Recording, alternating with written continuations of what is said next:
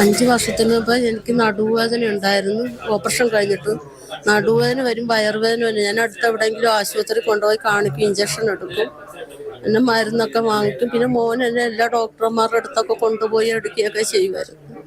അങ്ങനെ ലാസ്റ്റ് മൂത്രം ഒഴിക്കുമ്പോൾ ഇങ്ങനെ ബ്ലഡ് വരുമായിരുന്നു. പണിക്ക് പോകും, പണി ഇച്ചിരി ചെയ്യുമ്പോൾ അണയ്ക്കും. അതുപോലെ ഇപ്പം എവിടെയെങ്കിലും യാത്രയ്ക്ക് ഒറ്റയ്ക്ക് നടന്നു പോയാൽ ഭയങ്കര അണവല്ല എനിക്ക്. അപ്പം ഞാൻ ഓർക്കുന്നത് വല്ലതിൻ്റെ ആളെന്ന് എനിക്ക് അറിയത്തില്ല, ഭയങ്കര അണവല്ല. പിന്നെ നടുവേദനയുണ്ടോ ചില നേരത്തൊക്കെ, തൊഴിലുറപ്പിന് ചെല്ലുമ്പോഴൊക്കെ നടുവേദനയൊക്കെ കാണുമായിരുന്നു. അതൊക്കെ ഞാൻ കൂട്ടാക്കാതെ നടക്കും. ആരോഗ്യരംഗത്തെ സിസ്റ്റം തകരാറിലായിട്ട് കാലം കുറച്ചായി. ആലപ്പുഴ മെഡിക്കൽ കോളേജിൽ സർജറിക്ക് ശേഷം കത്രിക കൂടി വയറ്റിലിട്ട് തുന്നിക്കെട്ടിയതിന്റെ ദുരിതം ഉഷ ജോസഫ് എന്ന സ്ത്രീ അനുഭവിച്ചത് 5 കൊല്ലമാണ്. ഇരിക്കാൻ പോലും പറ്റാത്ത മരണവേദന കൊണ്ട് ആകെയുള്ള ആശ്രയമായ തൊഴിലുറപ്പ് പണി പോലും നിർത്തേണ്ടി വന്നു ആ സ്ത്രീക്ക്. സകല സമയവും വേദനാ ഗുളിക കയ്യിൽ കരുതി മൂത്രം പിടിച്ചു വെക്കാൻ പറ്റാതെ ഡയപ്പർ ധരിച്ച് പുറത്തിറങ്ങേണ്ടി വന്നിരുന്ന ഉഷ രോഗാതുരമായ ആരോഗ്യരംഗത്തിന്റെ ജീവിക്കുന്ന രക്തസാക്ഷിയാണ്. വ്യക്തികൾ വരുത്തിയ വീഴ്ചയെന്ന് കൈകഴുകാനാകുമോ ആരോഗ്യമന്ത്രിക്ക്? 5 അല്ല 50 വർഷം കത്രിക അവിടെ ഇരുന്നാലും ഒരു കുഴപ്പവുമില്ല എന്ന് നിർലജ്ജം പറയുന്നു അന്നത്തെ വകുപ്പ് മേധാവി. 20 കൊല്ലം മുമ്പ് നടന്ന ശസ്ത്രക്രിയയിലാകില്ലേ കത്രിക കുടുങ്ങിയതെന്ന് പരിഹസിക്കുന്നു അവർ. സിസ്റ്റം സമ്പൂർണ്ണമായി തകർന്നിരിക്കുകയാണോ? ഈ ചർച്ചയിൽ ഡോക്ടർ റോസന രാബിഹം KGMCTയുടെ പ്രതിനിധിയെ പ്രതീക്ഷിക്കുന്നു. ഡോക്ടർ ബൈജു സേനാധിപൻ, അദ്ദേഹം സർജനാണ്, ഗ്യാസ്ട്രോഎൻട്രോളജി വിഭാഗം. M. ലിജു കോൺഗ്രസ് നേതാവ്, JX തോമസ് CPM നേതാവ്, P. ശ്രീപത്മനാഭൻ BJP നേതാവ് എന്നിവർ. ഒപ്പം ഹർഷിന സമാനമായ ദുരിതം ഏറ്റുവാങ്ങിയ നമ്മുടെ മുമ്പിലുള്ള ഉദാഹരണമാണ്. ഹർഷിനയോട് ആദ്യം ചോദ്യം ചോദിക്കാമെന്ന് ഞാൻ വിചാരിക്കുന്നു. ഹർഷിന നേരിട്ട അതേ ദുരിതം, ഹർഷിന നേരിട്ട അതേ അനുഭവം ഒരാൾ കൂടി നേരിട്ടിരിക്കുകയാണ്. ആ വേദനയാണ് നമ്മൾ അല്പസമയം മുമ്പ് കേട്ടത്. ഈ വാർത്ത ഇന്നലെ കേട്ട് കാണുമല്ലോ, ഇന്ന് അറിഞ്ഞു കാണുമല്ലോ. വീണ്ടും ഈ സിസ്റ്റത്തിന് ഒരു ഇരയുണ്ടായി എന്ന് കേട്ടപ്പോൾ എന്ത് തോന്നി? ശരിക്കും വിശ്വസിക്കാൻ പറ്റാത്ത ഒരു വാർത്ത. പെട്ടെന്ന് ഇന്നലെ രാത്രി ഒരു 10 മണിയായപ്പോഴാണല്ലോ ഈ വാർത്ത വന്നത്. അത് കേട്ടപ്പോൾ സെയിം ആരോടോ ഇത് ശരിയാണോ അല്ലേ എന്നുള്ളൊരു, പിന്നെ വാർത്തകൾ ശ്രദ്ധിച്ച് നോക്കിയപ്പോൾ കറക്റ്റാണ്, സെയിം അവസ്ഥ 5 വർഷം. അപ്പം ഉണ്ടായൊരു ഞെട്ടൽ, നമുക്ക് എന്താ പറയുക, വയറിൻ്റെ ഉള്ളിൽ നിന്നൊരു വേദന പെട്ടെന്ന് കയറി വന്ന പോലെ തോന്നി. നമ്മൾ അതേ ഒരു അനുഭവം ഉള്ള മെഡിക്കൽ നെഗ്ലിജൻസ് പലതരത്തിൽ നമ്മൾ കേട്ടിട്ടുണ്ടെങ്കിലും സെയിം അവസ്ഥയിൽ അത് ആദ്യമായിട്ടാണല്ലോ. അത് കേട്ടപ്പോൾ ഉണ്ടായ ഒരു പ്രയാസം പറഞ്ഞറിയിക്കാൻ കഴിയാത്തതാണ്. ഹർഷന, ഇന്നിപ്പോൾ ആ വകുപ്പ് മേധാവി, അന്നത്തെ വകുപ്പ് മേധാവിയായിരുന്ന ഡോക്ടർ ലളിതാംബിക പറഞ്ഞ വാചകങ്ങൾ ഒരുപക്ഷെ ഹർഷിന കേട്ട് കാണും. ഇത് വലിയ കാര്യമുള്ള കാര്യമൊന്നുമല്ല. 5 അല്ല 50 വർഷം ആ കത്രിക അവിടെ ഇരുന്നാലും ഒരു കുഴപ്പവും ഉണ്ടാവില്ലെന്നാണ് പറഞ്ഞത്.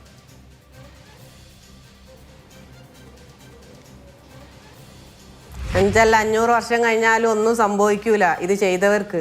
പക്ഷേ ഇത് അനുഭവിക്കുന്നവർക്കറിയാം. 5 നിമിഷം പോലും വേണ്ട ഇതിൻ്റെ ബുദ്ധിമുട്ട് മനസ്സിലാക്കാൻ.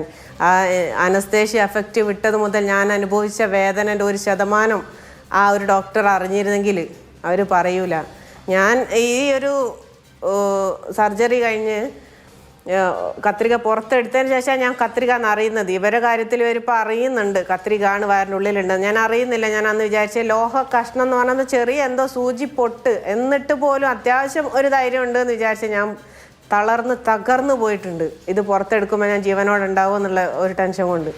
അപ്പോൾ അത് പുറത്തെടുത്തതിന് ശേഷം അത് ചെയ്ത ഡോക്ടേഴ്സ് എൻ്റെ അടുത്ത് വന്നിട്ട് പറഞ്ഞത്, മോളെ നീ എങ്ങനെ 4-5 വർഷത്തോളം ഇത് വയറ്റിൽ പേറി നടന്നു എന്നുള്ളതാണ്, നീ എങ്ങനെ ജീവിച്ചു എന്നുള്ളതാണ്. അത്ഭുതമാണ്, ദൈവഭാഗ്യം ഒന്നുകൊണ്ട് മാത്രമാണ് നീ ഇതുപോലെ ജീവനോടെ രക്ഷപ്പെട്ട് വന്നിട്ടുള്ളത്.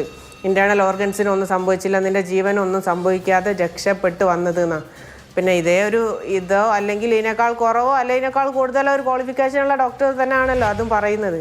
അപ്പോൾ എന്ത് മനുഷ്യത്വരഹിതമായിട്ടുള്ള സംസാരം. അവരെ സംസാരം കേട്ടാൽ തന്നെ അറിയാം, ഒരു ഇത്രയും വലിയൊരു ദുരിതത്തിനെ കുറിച്ച് സംസാരിക്കുമ്പോൾ അവരാ ഒരു മുഖത്തുള്ള ഭാവവും ചിരിയും സംസാരത്തിൻ്റെ ആ ഒരു ലാഘവവും. അപ്പോൾ അത് അനുഭവിച്ച വ്യക്തി എന്ന നിലക്ക് അത് കാണുമ്പോൾ നമുക്കുണ്ടാകുന്നൊരു പ്രയാസം അത് അനുഭവിക്കുന്ന അവർക്കും അനുഭവിച്ചവർക്കും മാത്രമേ മനസ്സിലാവൂ. ഒരിക്കലും ഇങ്ങനെ ഒരു ഡോക്ടർ പറയാൻ പാടില്ല. അത്രയും ആത്മാർത്ഥമായി ജോലി ചെയ്യുന്ന ഡോക്ടേഴ്സിന് അപമാനകരമാണ് ഇത്തരത്തിലുള്ള പ്രസ്താവനകളെന്നും കൂടാണ്. തീർച്ചയായിട്ടും ഈ വേളയിൽ എനിക്ക് ഹർഷിനയുടെ അനുഭവം കൂടി ഒന്ന് ചോദിക്കേണ്ടതുണ്ട്. ആരോഗ്യമന്ത്രി സമരപ്പന്തലിലെത്തി നേരിട്ട് ഉറപ്പ് തന്നിട്ടുള്ള ചില കാര്യങ്ങളുണ്ടായിരുന്നു. അതിൽ കുറെ നടന്നു, പോലീസ് കേസിന്റെ കാര്യം അടക്കം എന്ന് ആരോഗ്യമന്ത്രി ഇന്നും വിശദീകരിക്കുകയുണ്ടായി. ഹർഷിനിക്ക് പക്ഷേ ഇപ്പോഴും സമരം ചെയ്യേണ്ടി വരുന്ന അവസ്ഥയാണ്. ഇന്നും ആ ഒരു നിലയിലേക്ക് പോകേണ്ടി വരുന്നത് എന്തുകൊണ്ടാണ്? ഇന്ന് രാവിലെയുള്ള മീഡിയക്കാരോടുള്ള ബൈറ്റിൽ പോലും ആരോഗ്യമന്ത്രി പറയുന്നത് കേട്ടു, ഹർഷിനന്റെ കാര്യത്തിൽ എല്ലാ ഇടപെടലുകളും നമ്മൾ നടത്തിയിട്ടുണ്ട്. സമാശ്വാസമായി 2 ലക്ഷം രൂപ വലിയ കാര്യമായിട്ട് സമാശ്വാസം എന്ന് പറയുമ്പോൾ നമ്മളോട് അന്ന് പറഞ്ഞിട്ടുള്ള ഹർഷിനക്കുള്ള നഷ്ടപരിഹാരം മന്ത്രിസഭായോഗം. ഹലോ കേൾക്കാം. ഹലോ കേൾക്കാം. ഹലോ ഞാൻ പറയുന്നത് ഇങ്ങോട്ട് എക്കോ വന്നിട്ട്. ഓക്കെ ശരിയാക്കാം. പറഞ്ഞു തുടർന്നോളൂ. ഹലോ പറഞ്ഞോളൂ.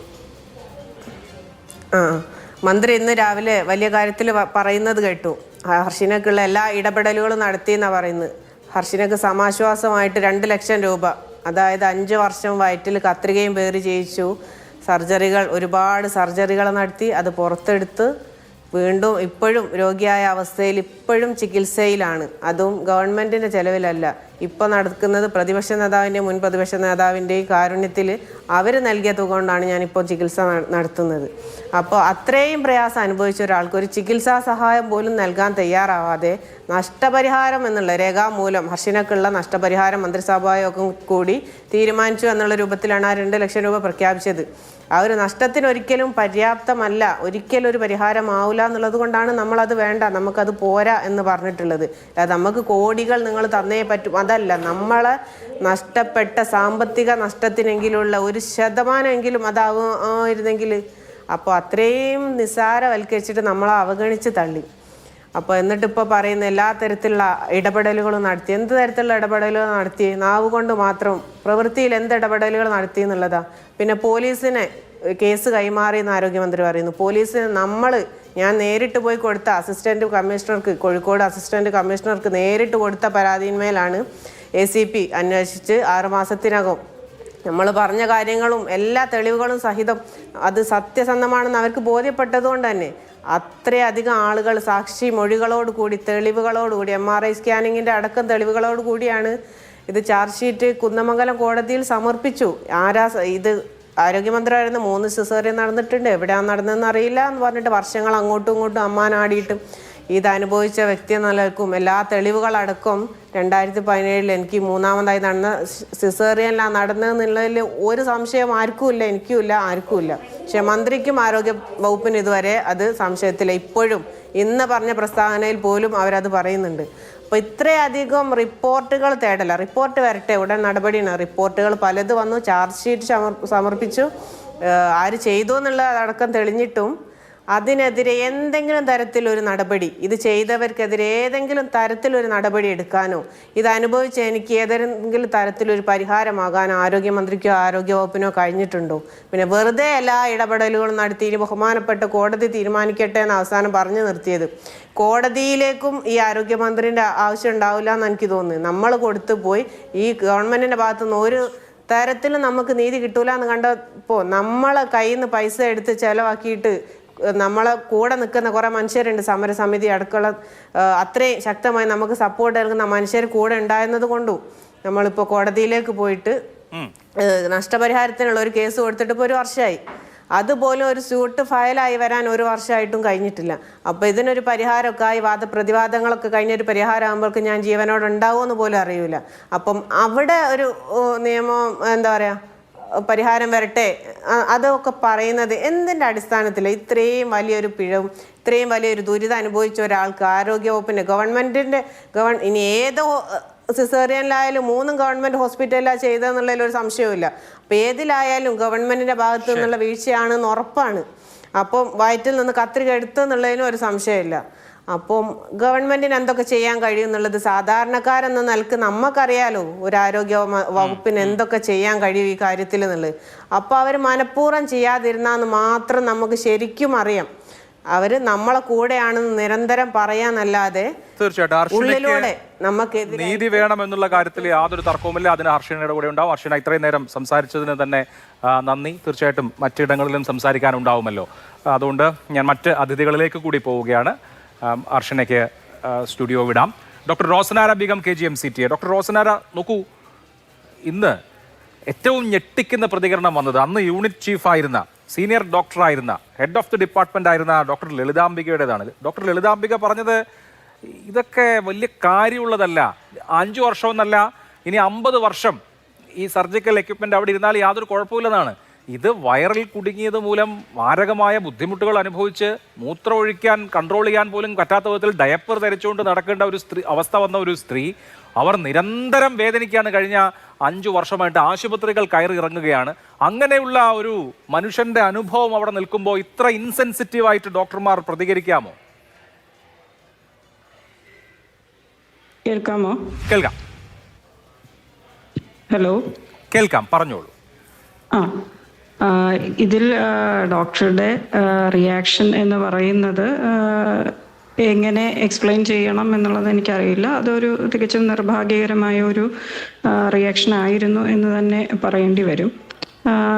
ഇതിൽ ഇപ്പോൾ റിപ്പീറ്റഡായിട്ട് നമ്മൾ പല കാര്യങ്ങൾ കേൾക്കുന്നുണ്ട്. കഴിഞ്ഞ കുറേ വർഷങ്ങളായിട്ടും അതിനു മുന്നേയും ഒക്കെ നമ്മൾ കേൾക്കുന്നുണ്ട്. അത് കത്രിക ആവട്ടെ, ആർട്ടറി ഫോർസെപ്സ് ആവട്ടെ, മോപ്സ് ആവട്ടെ, ഗോസസ് ആവട്ടെ, അങ്ങനെ പലതും.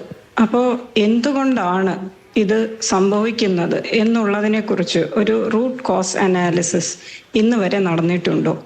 അതിനുവേണ്ടി എന്ത് നടപടികളാണ് ഇതുവരെ എടുത്തിട്ടുള്ളത് എന്നുള്ളതാണ് നമ്മൾ തികച്ചും ഈ ഒരു അവസരത്തിൽ കറക്റ്റായിട്ട് നോക്കേണ്ടത്. ഒരു മെഡിക്കൽ കോളേജിൽ ഒരു സർജറി നടക്കുമ്പോൾ റുട്ടീനായിട്ടും അഡോപ്റ്റ് ചെയ്യുന്ന ഒരു പ്രൊസീജിയർ എന്ന് പറയുന്നത് ഡോക്ടർ ഉണ്ടാവും, ഒരു സ്ക്രബ് നഴ്സ് ഉണ്ടാവും. അപ്പോൾ ഡോക്ടർക്ക് സർജറി ചെയ്തുകൊണ്ടിരിക്കുകയാണ്. അപ്പോൾ സ്ക്രബ് നഴ്സാണ് ഇൻസ്ട്രുമെൻസും മോപ്സും ഗോസസും ഒക്കെ ഹാൻഡ് ഓവർ ചെയ്യുന്നത്. ആ ഹാൻഡ് ഓവർ ചെയ്യുന്ന സമയത്ത് അതിനൊരു കൗണ്ട് വെക്കും. അപ്പോൾ ആ കൗണ്ട് തിരിച്ച് ഇത് എല്ലാം സർജറി കഴിഞ്ഞിട്ട് അത് ചെക്ക് ചെയ്യും. അപ്പോൾ ഡോക്ടർ നഴ്സിനോട് ചോദിക്കും, ഇതെല്ലാം കറക്റ്റാണോ, എല്ലാം കറക്റ്റാണോ. അതല്ല അതിലൊരു സംശയം പറയുകയാണെങ്കിൽ തീർച്ചയായും അത് തിരിച്ച് എക്സ്പ്ലോർ ചെയ്ത് നോക്കിയിട്ടേ നമ്മൾ വൂണ്ട് ക്ലോസ് ചെയ്യാറുള്ളൂ. അതാണ് യൂഷ്വലി ഫോളോ ചെയ്യുന്ന പ്രൊസീജിയർ. പിന്നെ ഫ്ലോർ നഴ്സിൻ്റെ കാര്യം, എന്തുകൊണ്ടാണ് ഒരു ഫ്ലോർ നഴ്സിൻ്റെ ആവശ്യമുള്ളത് അവിടെ? ഈ ഫ്ലോർ നഴ്സാണ്, അതായത് ഈ സ്ക്രബ് നഴ്സും ഡോക്ടറും 2 പേരും ഡ്രൈപ്പ് ചെയ്ത് സർജറിക്ക് ഫീൽഡിൽ നിൽക്കുന്ന ആൾക്കാരാണ്. അപ്പം അവർ പറയുന്ന കൗണ്ടുകൾ വെരിഫൈ ചെയ്യാനും കൃത്യമായി ആ എണ്ണം ശരിയാണോ എന്ന് പരിശോധിക്കാനും കൂടെ ആ ഫ്ലോർ നഴ്സ് ഹെൽപ്പ് ചെയ്യുന്നുണ്ട്. അപ്പോൾ നമ്മുടെ ഒരു സാഹചര്യത്തിൽ വളരെയധികം സ്റ്റാഫ് ഡെഫിഷ്യൻസി ഉള്ളതുകൊണ്ട് നഴ്സുമാരുടെ കുറവുകൾ, വാർഡുകളിൽ തന്നെ നഴ്സുമാർ കുറവാണ്, തിയേറ്ററുകളിലും. അതുകൊണ്ട് ഫ്ലോർ നഴ്സുകളുടെ എണ്ണം പലപ്പോഴും കുറവായിരിക്കും. ഒരു തിയേറ്ററിന് ആകെ ചിലപ്പോൾ ഒരാളെ ഒക്കെ ഉണ്ടാവാറുള്ളൂ. പക്ഷേ അപ്പോൾ എവിടെയാണ് പ്രശ്നം എന്നുള്ളത്? അതൊരു ഡോക്ടറുടെ മാത്രം പ്രശ്നമാണോ? ഇപ്പോൾ ഓരോ ഇഷ്യൂസ് വരുമ്പോഴും ഒരു നീജർക്ക് റിയാക്ഷൻ പോലെ ഒരു ഡോക്ടറെ സസ്പെൻഡ് ചെയ്യുന്നത് കൊണ്ട് തീരുന്നുണ്ടോ ഈ പ്രശ്നങ്ങൾ? ഇല്ലല്ലോ. വീണ്ടും വീണ്ടും നമ്മൾ പ്രശ്നങ്ങൾ കണ്ടുകൊണ്ടിരിക്കുകയാണ്. അപ്പോൾ എവിടെയാണ് ഇഷ്യൂ ഉള്ളത്? ആ ഒരു പ്രശ്നത്തിൽ ഡോക്ടർ മാത്രമാണോ ഉത്തരവാദി? ആ ഡോക്ടറോടൊപ്പം ഉണ്ടായിരുന്ന സ്ക്രബ് നഴ്സ് ഉണ്ട്, അല്ലെങ്കിൽ നിങ്ങൾ എന്തുകൊണ്ട് ഒരു ഫ്ലോർ നഴ്സിന്റെ അവൈലബിലിറ്റി അവിടെ ഇല്ല? ഈ പറയുന്ന സംഭവം അത് തികച്ചും നിർഭാഗ്യകരമാണ്. അത് അനുഭവിക്കുന്നവർക്ക് അതിൻ്റെ വേദന മനസ്സിലാവുകയുള്ളൂ. ആ സഹോദരി പറഞ്ഞത് കറക്റ്റാണ്. അപ്പോൾ ഇത് നടന്നത് നമ്മുടെ കോവിഡിന്റെ പീക്ക് സമയത്താണ്. ആ കോവിഡിന്റെ പീക്ക് സമയത്ത് നമ്മുടെ ഹെൽത്ത് കെയർ സ്റ്റാഫിനെ എല്ലാം തന്നെ 95% സ്റ്റാഫിനെ നമ്മൾ കോവിഡ് കെയറിനായിട്ട് ഡിപ്ലോയ് ചെയ്തിരുന്ന ഒരു സമയമാണെന്ന് ആലോചിക്കണം. അപ്പോൾ ആ സമയത്ത് നമ്മൾ ഇലക്റ്റീവ് കേസസ് ചെയ്യുമ്പോൾ ശരിക്കും പറഞ്ഞാൽ ഒരു എമർജൻസി നേച്ചറുള്ള, ഇപ്പം ഫോർ എക്സാമ്പിൾ ഒരു വലിയ ഫൈബ്രോയിഡ് അല്ലെ ബ്ലീഡിങ് ടെൻഡൻസീസ് ഉള്ള അല്ലെ എന്തെങ്കിലും കോംപ്ലിക്കേഷൻസ് ഉള്ള കേസുകളാണ് യൂഷ്വലി ഇലക്റ്റീവായിട്ട് ചെയ്തിട്ടുള്ളത്. അല്ലാതെ റൊട്ടീൻ സർജറീസ് എല്ലാം തന്നെ അന്ന് ചെയ്യുന്നുണ്ടായിരുന്നില്ല നോൺ കോവിഡ് കേസസ്. ഞാനിവിടെ തിരുവനന്തപുരത്ത് കോവിഡ് നോഡൽ ഓഫീസറായിട്ട് വർക്ക് ചെയ്തതാണ്, അതുകൊണ്ടാണ് ഞാനത് കോൺഫിഡൻ്റ് ആയി പറയുന്നത്. അപ്പോൾ ഈ കേസിൽ എന്തായിരുന്നു ഇൻഡിക്കേഷൻ? അപ്പോൾ അങ്ങനെ ഒരു എമർജൻസി തോന്നിയത് കൊണ്ടായിരിക്കാം ആ സർജറി ചെയ്തത്. അപ്പോൾ ആ സർജറി ചെയ്ത സമയത്ത് ഈ പറയുന്ന ബാക്കിയുള്ള ഫെസിലിറ്റീസ്, സ്റ്റാഫുകളുടെ എണ്ണം, സ്ക്രബ് നഴ്സ്, ഫ്ലോർ നഴ്സ്, ബാക്കി സപ്പോർട്ടിംഗ് സ്റ്റാഫ്, അങ്ങനെയുള്ള പ്രശ്നങ്ങളെല്ലാം തന്നെ അന്വേഷിച്ചതിന് ശേഷം മാത്രമേ ഒരു നടപടിയിലേക്ക് പോകാൻ പാടുള്ളൂ. അതാണ് ഡോക്ടറെ മാത്രം ബലിയാടാക്കരുത്. അതെ അതെ, അതുകൊണ്ട് മാത്രം ഈ പ്രശ്നം പരിഹരിക്കപ്പെടുന്നില്ല. ശരി, അതാണ് KGMCTയുടെ നിലപാട്. ശ്രീ ജേക്സി തോമസ്, മന്ത്രി പറഞ്ഞത് വ്യക്തിയുടെ വീഴ്ചയാണ് എന്നുള്ളതാണ്. വ്യക്തി എന്നുള്ളത് ആ സർജറി ചെയ്ത ഡോക്ടർ, പ്രാഥമികമായി അത് ഡോക്ടറുടെ വീഴ്ചയാണ്, രണ്ടാമതായി അത് സ്ക്രബ് നഴ്സിന്റെ വീഴ്ചയാണ്. പക്ഷേ എന്തുകൊണ്ട് ഇത് സംഭവിക്കുന്നു? അതിപ്പോൾ KGMCTയുടെ പ്രതിനിധി വിശദീകരിച്ചു. ചുമതലയുണ്ടായിരുന്ന ആ യൂണിറ്റിന്റെ ചുമതലയുണ്ടായിരുന്ന ഡോക്ടർ ലളിതാംബിക രാവിലെ, അവരിപ്പോൾ റിട്ടയർഡായി, അവർ വിശദീകരിച്ചു. അവരും വിരൽ ചൂണ്ടുന്നത് സിസ്റ്റത്തിലേക്കാണ്. ആവശ്യത്തിന് സ്റ്റാഫില്ല, സ്റ്റാഫ് ഷോർട്ടേജ് ഉണ്ട്. ആവശ്യത്തിന് സ്റ്റാഫ് ഉണ്ടെങ്കിൽ, ഇപ്പോൾ ഇതൊരു സ്വകാര്യ ആശുപത്രി ആണെങ്കിൽ അവിടെ ഒരു ഫ്ലോർ നഴ്സ് കൂടി ഉണ്ടാവും. ഇത്തരം കാര്യങ്ങൾ കൈകാര്യം ചെയ്യാൻ ആളില്ലാത്തതിന്റെ പ്രശ്നം, ഓവർലോഡ്, ഇതെല്ലാം കൂടി വരുമ്പോൾ നമ്മുടെ സിസ്റ്റം വലിക്കുന്നില്ല, എടുക്കുന്നില്ല എന്നുള്ളതാണ് അവർ പറയുന്ന പരാതി. അപ്പോൾ ഒരു ഡോക്ടറെ ഇതിൽ ബലിയാടാക്കിയിട്ട് എന്ത് കാര്യം എന്ന് ഡോക്ടർമാർ ചോദിച്ചാൽ എന്ത് മറുപടി കൊടുക്കും?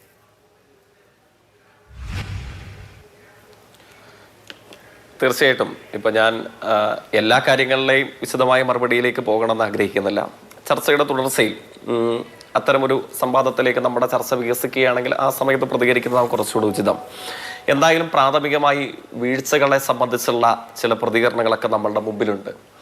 അതിൽ നമ്മളെല്ലാവരും ഈ സമയത്ത് സ്വീകരിക്കേണ്ട നിലപാട്, കക്ഷി രാഷ്ട്രീയത്തിൻ്റെ സങ്കുചിതത്വങ്ങൾക്ക് അതീതമായി നമ്മളെല്ലാവരും ഈ കാര്യത്തിൽ വിക്ടിമൈസ്ഡ് ആയിട്ടുള്ള ഈ നാട്ടിലെ ഇവർ ഇപ്പോൾ പേര് പറഞ്ഞിട്ടുള്ള ഇരകളോടൊപ്പമാണ്. അത് വണ്ടാനം മെഡിക്കൽ കോളേജിൽ സംഭവിച്ചതാണെങ്കിലും തൊട്ടു മുമ്പ് സർക്കാരിനോട് കടുത്ത വിയോജിപ്പും അല്പം ഞങ്ങൾക്ക് വിയോജിപ്പുള്ള ചില വിമർശനങ്ങളും ഒക്കെ പറഞ്ഞിട്ടുള്ള ഹർഷീൻ ഉൾപ്പെടെയുള്ള ആളുകൾ, അവരോടൊക്കെ ഉപാധിരഹിതമായ പിന്തുണ നൽകിക്കൊണ്ട് തന്നെയാണ് കേരളത്തിലെ ഗവൺമെൻറ് നിലയുറപ്പിക്കുന്നത്.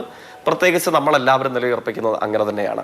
ഈ കാര്യത്തിലും ഇപ്പോൾ മറ്റ് സൂക്ഷ്മതയുള്ള കാര്യങ്ങളിലേക്ക് ഞാൻ കിടക്കുകയല്ല. ഈ വിഷയത്തിലും ഞാൻ മനസ്സിലാക്കുന്നു കേരളത്തിലെ സർക്കാർ, അതിൻ്റെ വകുപ്പ് ചുമതല വഹിക്കുന്ന ബഹുമാനിയായ ആരോഗ്യമന്ത്രി സംശയങ്ങൾക്കിടമില്ലാത്തവണ്ണം തന്നെ നമ്മളോട് കാര്യങ്ങൾ വിശദീകരിച്ചിട്ടുണ്ട്. അതായത് മനുഷ്യത്വത്തെ വെല്ലുവിളിക്കുന്ന ഒരു പ്രതികരണമാണ് ഇപ്പോൾ ആ ഡോക്ടർ അല്ല സർജറി നടത്തിയത് എന്നതിനെ സംബന്ധിച്ചുള്ള ചില വിവരങ്ങൾ വെളിയിൽ വരുന്നുണ്ട്. എനിക്ക് തോന്നുന്നു ഇറ്റ് ടു ബി ക്ലാരിഫൈഡ്, അത് ഡോക്ടർ എന്ന് തോന്നുന്നു. പക്ഷെ എന്ത് തന്നെ ആയാലും അല്ല, പക്ഷേ അവരുടെ പ്രതികരണമാണ് നമ്മുടെ മാധ്യമങ്ങളിൽ ഇപ്പോൾ ശ്രദ്ധേയമാം വിധം വിവാദമായി സ്റ്റോൾ ന്യൂസുകളായി പടർന്ന് പന്തലിച്ചുകൊണ്ടിരിക്കുന്നത്. എന്ത് തന്നെയായാലും ഒരു ഡോക്ടർ എന്നുള്ള നിലയിൽ മാത്രമല്ല, മനുഷ്യൻ എന്ന നിലയിൽ നമ്മൾ ആരും നടത്താൻ പാടില്ലാത്ത പ്രതികരണമാണ്, വാചകമാണ് അവരുടെ ഭാഗത്തു നിന്നുണ്ടായിട്ടുള്ളത്. ഞാൻ അവിടെയും മനസ്സിലാക്കുന്നു എല്ലാ വ്യത്യാസങ്ങൾക്കും വ്യതിരിക്തതകൾക്കും ഒക്കെ അതീതമായി മനുഷ്യരായി പിറന്ന മുഴുവൻ ആളുകളും അത്തരം പ്രതികരണങ്ങളെ തള്ളിക്കളയും. ഞാൻ ആവർത്തിക്കട്ടെ, ഉപാധിരഹിതമായി ഈ കേസിൽ വിക്ടിമൈസ്ഡ് ആവേണ്ട വന്നിട്ടുള്ള ഈ സ്ത്രീകളോടൊപ്പമാണ് കേരളം എന്ന കാര്യത്തിൽ സംശയമില്ല.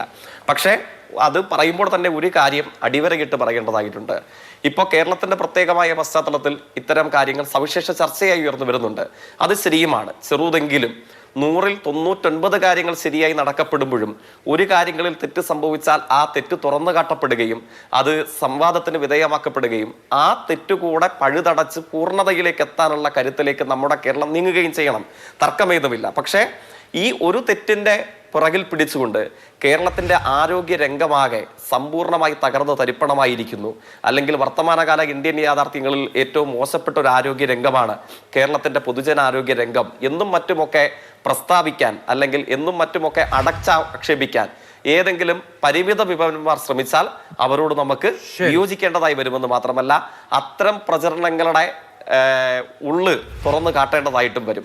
അല്ലെങ്കിൽ നമ്മുടെ ആരോഗ്യരംഗത്തിന്റെ തന്നെ നിലനിൽപ്പിനെ അത് ആത്യന്തികമായി ബാധിക്കുമെന്ന കാര്യവും നമുക്കറിയാം. ശരി, അത് വരുമ്പോൾ നമുക്ക് അത് അഡ്രസ് ചെയ്യാം. ശ്രീ എം ലിജു, ഇപ്പോൾ ഇന്നത്തെ പത്രത്തിൽ തന്നെ ഉഷയുടെ കാര്യം മാത്രമല്ല, അതുകൂടാതെ 2 എണ്ണം ചേർത്തല ഗവൺമെന്റ് ആശുപത്രിയിൽ ചില്ലുകഷ്ണം നീക്കാതെ മുറിവ് വെച്ച് കെട്ടിയ സംഭവം ഉണ്ടായിട്ടുണ്ട്. കോന്നി ഗവൺമെന്റ് മെഡിക്കൽ കോളേജിൽ കൈയൊടിഞ്ഞെന്ന ഒരു 9ാം ക്ലാസ് വിദ്യാർത്ഥിയെ കൈയൊടിഞ്ഞതിന്റെ പേരിൽ ശസ്ത്രക്രിയ ചെയ്തിട്ട് കൈ വളഞ്ഞുപോയ സംഭവം ഉണ്ടായിട്ടുണ്ട്. ഇപ്പോൾ ഒറ്റപ്പെട്ടത് എന്ന് പറയുന്ന 3 സംഭവങ്ങൾ ഇന്ന് തന്നെ, അല്ലെങ്കിൽ ഇന്ന് ജനങ്ങൾ അറിഞ്ഞിട്ടുള്ള കാര്യങ്ങളുണ്ട്. ആലപ്പുഴയിൽ നടന്നത്, വണ്ടാനത്ത് നടന്നത് അതിഭീകരമായ സംഭവമാണ് എന്ന് മാത്രമല്ല, 5 വർഷം ദുരിതം അനുഭവിക്കേണ്ടി വന്നു ആ സ്ത്രീക്ക്.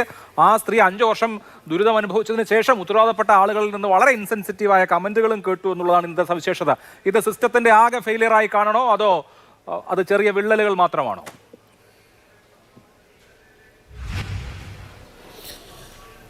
കേരളത്തിൻ്റെ ആരോഗ്യരംഗത്ത് വളരെ ഗുരുതരമായ വിള്ളലുകളുണ്ട് എന്നതൊരു യാഥാർത്ഥ്യമാണ്.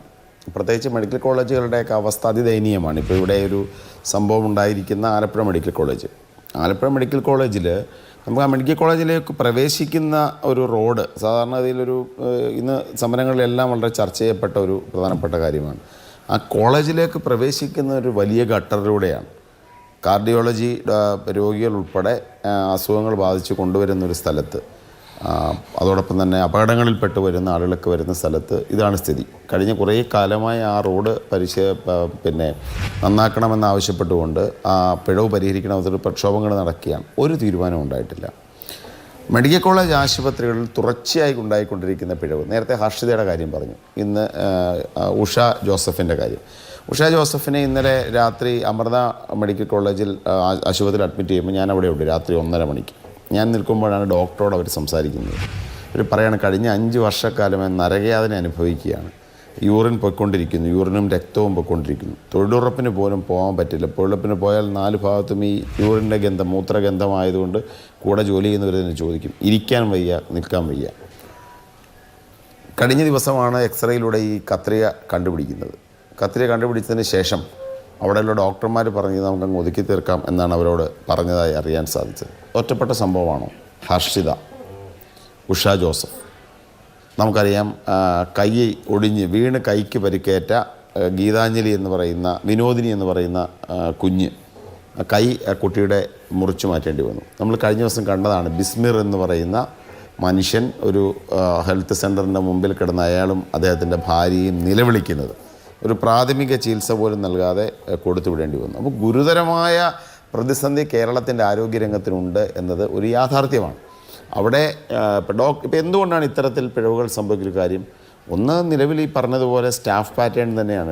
ആവശ്യത്തിന് ഡോക്ടർമാരില്ലാത്തൊരവസ്ഥ, ആവശ്യത്തിന് സ്റ്റാഫില്ലാത്ത ഒരു സാഹചര്യം. ഇപ്പോൾ ആലപ്പുഴ മെഡിക്കൽ കോളേജിൽ തന്നെ ഇന്നിപ്പോൾ ചർച്ച ചെയ്യുമ്പോൾ ഇത് കൗണ്ട് ചെയ്യേണ്ട നേഴ്സിൻ്റെ തസ്തിക ഇല്ല എന്നാണ് ഡോക്ടർമാർ പറയുന്നത്.